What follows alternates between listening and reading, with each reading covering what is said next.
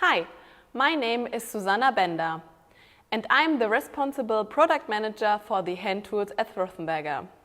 Today I want to show you something new and unique. In my opinion, one of the coolest inventions from Rothenberger in this year.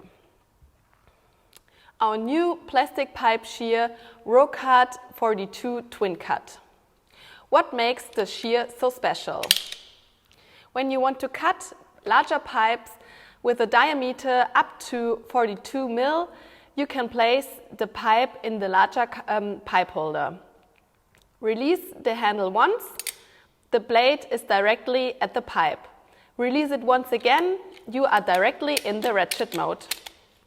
And cut the pipe very easily. When you want to cut smaller pipes, up to 20 millimeter, you can place it at the smaller pipe holder. With only one single stroke, you can cut the pipe directly. This means you only need one shear instead of two at your job site. With the one cut function, you will save up to 80% of your time, and you only need less calibration after cutting. This is also because of the black coated blade you see here.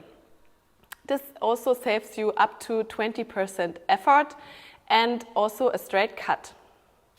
I know that you will be excited as I am, and thank you for watching my video.